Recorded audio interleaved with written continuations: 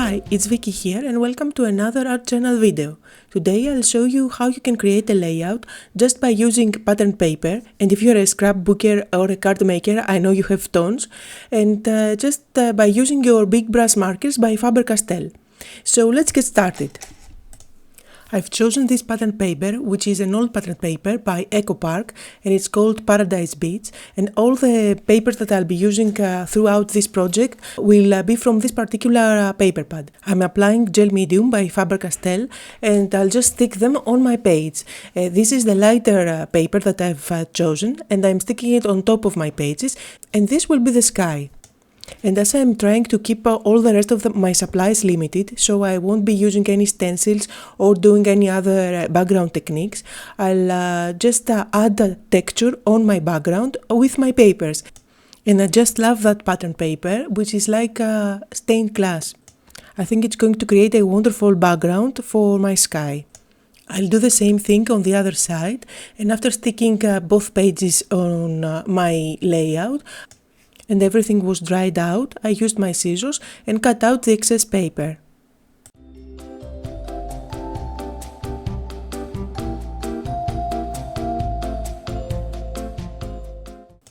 And this is where I somehow damaged my paper, but I really don't mind since I'll be covering it up with more layers later on. This is a paper that is from the same paper pad, and it's much darker than the rest of my blue papers there. I only need a strip of this paper, since this will actually work as my horizon, just a dark line that will divide the sky from the sea. So the process is very simple. I'm just cutting out papers and I'm sticking them down using my Faber-Castell gel medium. This is a project that is very easy for beginners, since it doesn't require a lot of supplies, and even if you don't have pattern papers, you can always use your internet, search for backgrounds there, and just print them out.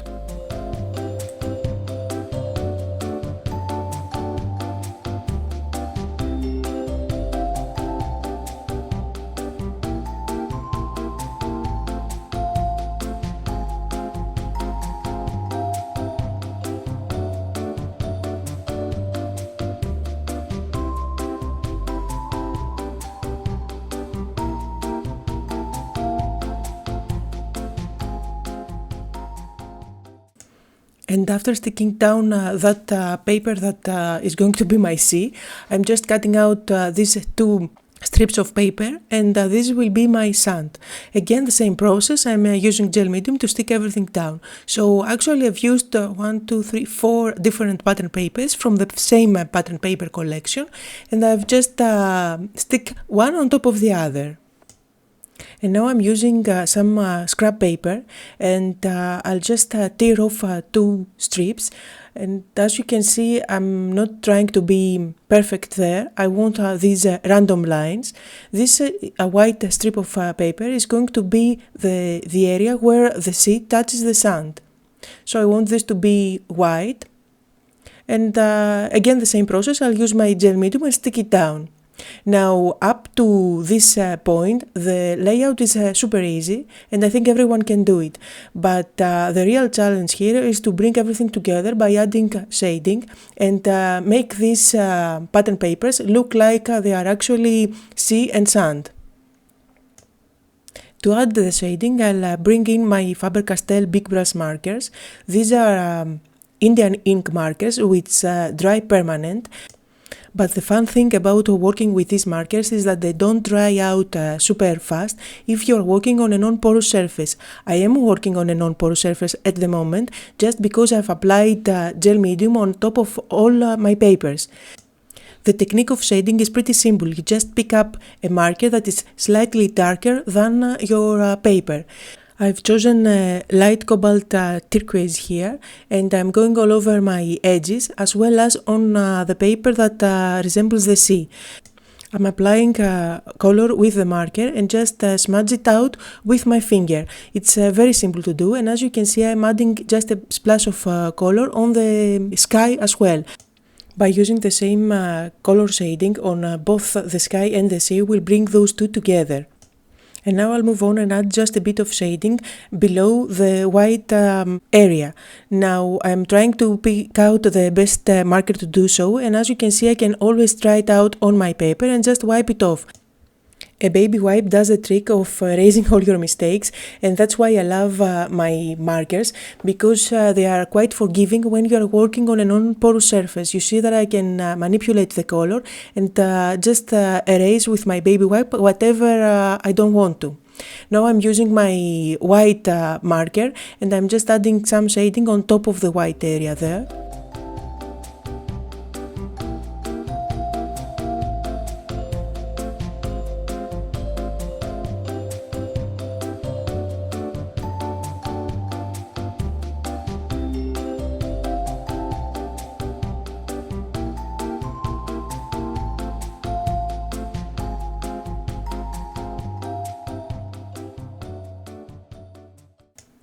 Now the idea is to create my flip-flops out of pattern paper that's from the same pattern paper collection. So I'm trying to pick up the best one. I'm not going for this dot one or patterns that are too busy, because they are very competitive to the background. When you have a busy background, you need a quite solid foreground. So I'll go on using these two pattern papers. I have already used my pencil and draw a simple flip-flop. I have sketched my flip-flop on some simple printer paper, and I'm going to use that as a pattern. Now, if you are not sure about your drawing skills and you want to add simple elements like this flip-flop on your projects, you can always look for images on the internet and just print them out. You can then use them as a pattern. As you can see, I'm cutting out both flip-flops at the same time, and here they are, ready to go.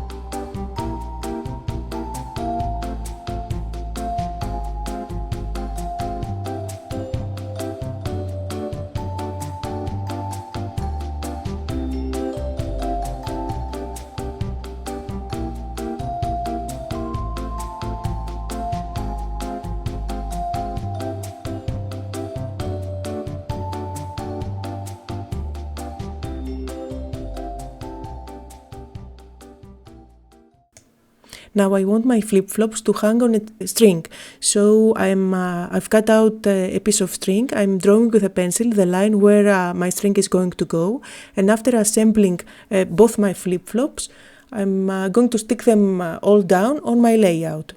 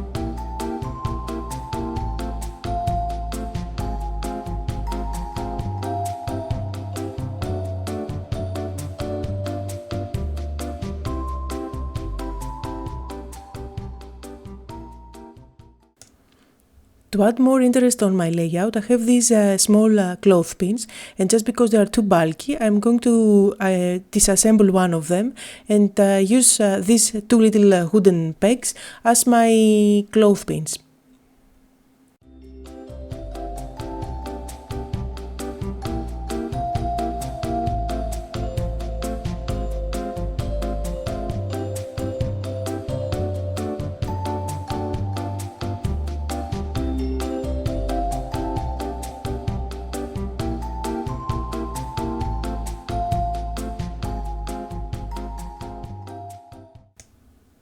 At this point, I decided that I wanted my background to be more pushed back. So I've already done this process on the left page, and I'm doing it on my right page. I'm just applying a wash of gesso, and that means that I'm applying very thin gesso, thinned out with water. As you can see, I'm not covering up my pattern paper or my shading. Everything is in there, but it's more pushed back on the background. And now I'll use this stamp, and I've chosen one with lots of splashes there, and I'm using my white big brush marker there, and I'm just stamping over the sea. Now, as you can see, I've used my markers today to add color, to do some shading, to stamp, and later on you'll see me using them to add some highlights, so you can pretty much do anything you can imagine with these markers. And now for the fun part, I'll go ahead and add some shading on my flip-flops and around them.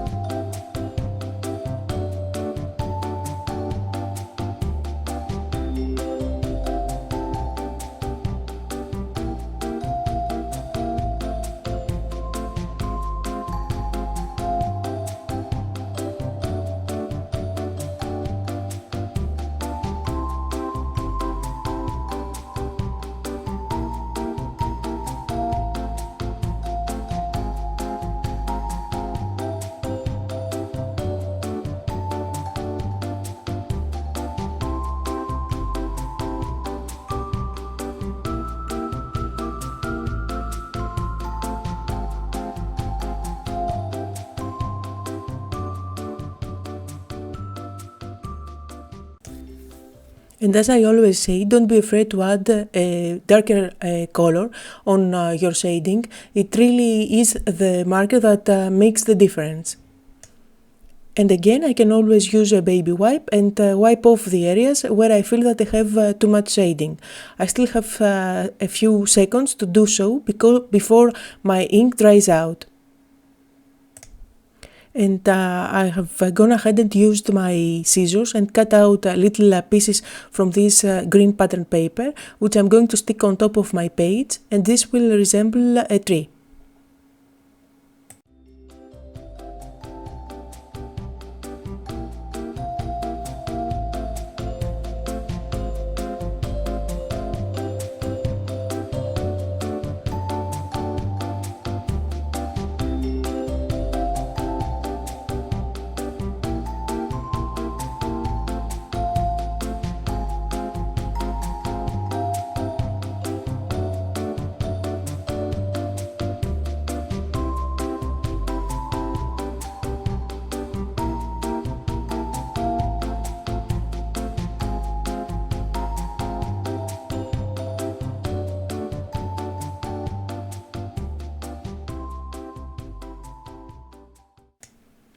And I guess you know the process by now. When I stick paper on my layout, after it's dry, I'm using my markers to add some shading on top of the element as well as around it.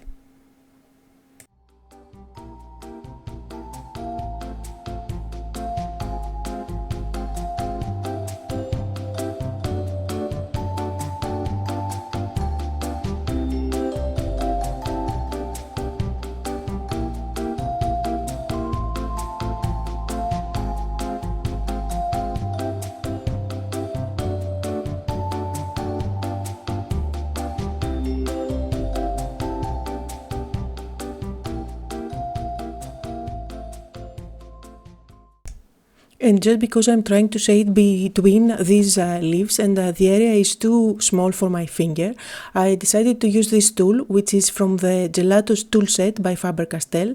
It's the chisel nose tool, and it's great for blending your gelatos as well as your big brush markers, as you can see here.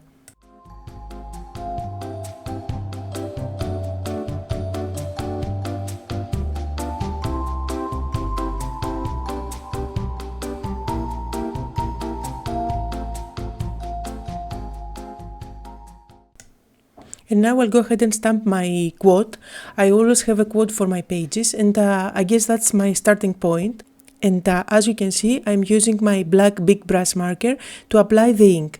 You can find all the supplies I'm using, including the paper pad collection, as well as the stamps I'm using and everything else, below the video on my YouTube channel in the description area.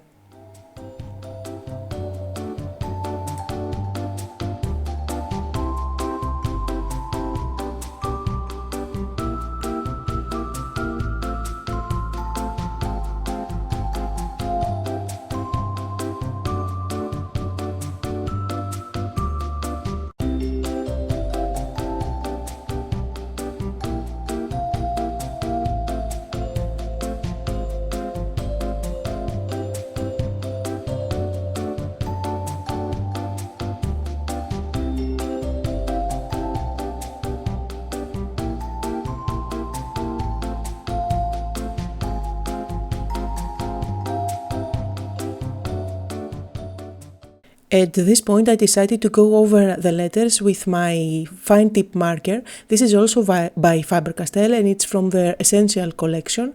And I'm just making sure that all the letters are nice and vibrant.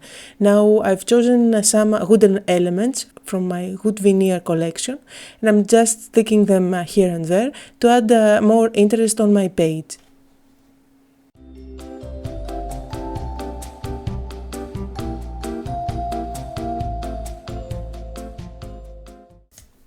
Finally, I'll stamp the date on my layout. I always like to have the date stamped there.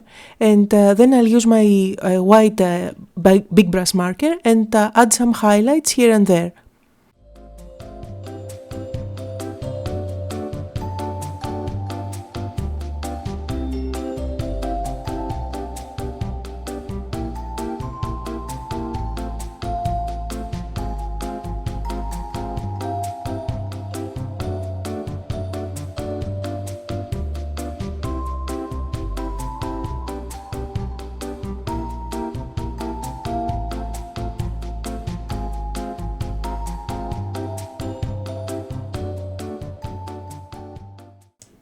And that finishes my layout for today. I hope you had fun and got inspired to create your own art journal layout using just patterned papers and shading. Thank you all for watching.